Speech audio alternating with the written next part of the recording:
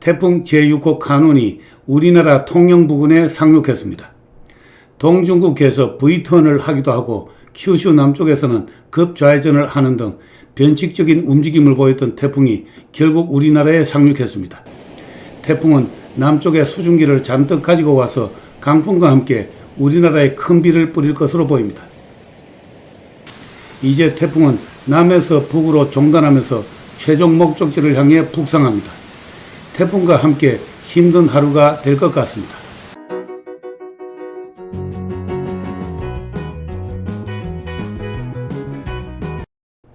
우선 기상청의 특보 발효 현황을 확인하도록 하겠습니다.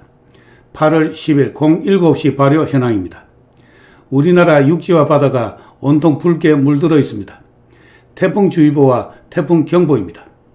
서울 수도권과 강원 영서지방에도 태풍 예비특보가 내려진 상태입니다. 태풍이 올라오면서 폭염특보가 모두 사라졌습니다. 태풍으로 인해 폭염은 일단 사라졌습니다.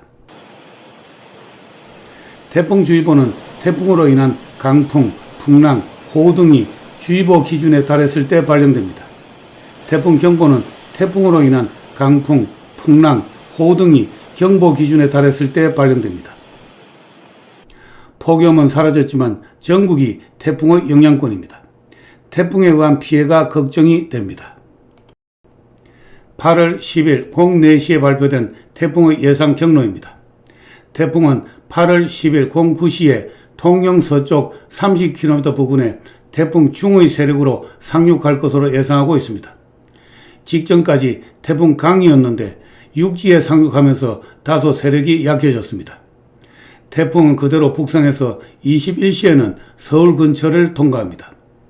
그리고 다음날 8월 11일 09시에는 평양 부근까지 북상합니다. 통영에서 평양까지 24시간 걸립니다.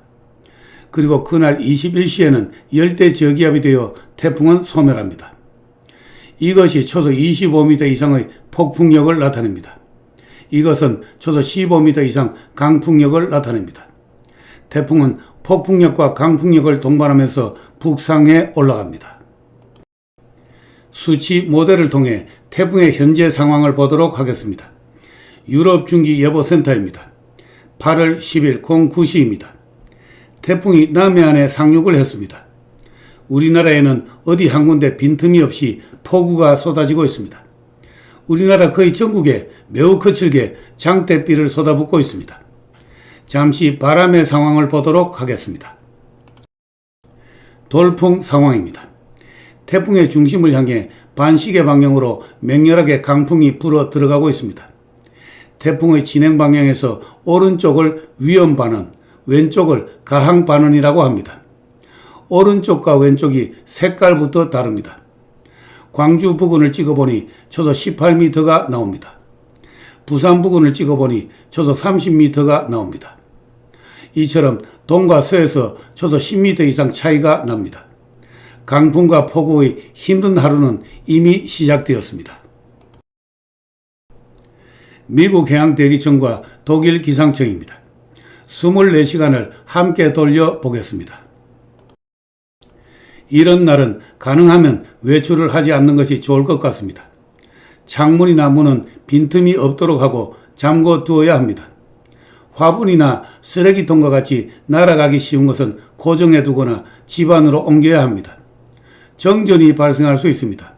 정전에 대비해서 핸드폰을 충전해 두고 보조 배터리도 충전해 둘 필요가 있습니다. 상수도가 끊기는 경우가 있습니다. 욕조에 물을 받아둔다든지 그런 대비도 필요할 것 같습니다. 8월 11일 09시입니다. 태풍의 중심은 북한 평양 부근까지 북상해 올라갔습니다. 태풍이 통영에서 평양까지 이동하는데 24시간 걸렸습니다. 그러나 이 시각까지는 수도권을 비롯한 중부 이북은 바람도 강하고 태풍의 영향이 계속될 것으로 보입니다. 그리고 오후가 되면 점차 태풍의 영향권에서 벗어나지 않을까 생각됩니다. 태풍 제6호 카눈은 매우 독특한 태풍으로 기억하게 될 것 같습니다. 7월 28일 03시 필리핀 동쪽 해역에서 태풍 제6호가 발생했습니다. 이 태풍에 카눈이라는 이름이 붙여졌습니다. 태풍은 북상하면서 발달을 계속합니다. 7월 30일에는 초속 25m 이상의 폭풍력이 발생했습니다. 이날 초속 15m 이상 강풍력이 1000km를 넘어 대형 태풍이 되었습니다. 7월 31일에는 매우 강의 세력까지 발달했습니다. 태풍은 카테고리 4의 허리케인 세력의 전성기를 맞이합니다. 8월 1일 태풍은 전성기의 세력을 가진 채 오키나와 본선 남쪽을 통과했습니다. 오키나와현 내에서는 태풍의 영향으로 16만 세대가 정전되었습니다. 8월 2일 오키나와 제도 남쪽의 이시가키 지마에서는 지난 1월에 좌초했던 화물선이 두 동강이 나는 일이 벌어졌습니다. 그 뒤 태풍은 동중국해에서 갈 길을 잃고 정체를 계속합니다. 한자리에 정체하면서 태풍이 머문 자리에 차가운 물이 올라와 세력이 떨어지기 시작합니다. 8월 4일 태풍은 V턴을 합니다. 그리고 왔던 길을 되돌아가기 시작합니다. 여름 태풍은 이와 같이 변칙적인 태풍이 종종 있습니다. 이번에는 올 때 통과했던 오키나와 본섬의 북쪽을 통과합니다. 8월 6일 오키나와를 지나면서 또다시 선상강수대가 발생하고 큰 비를 뿌립니다.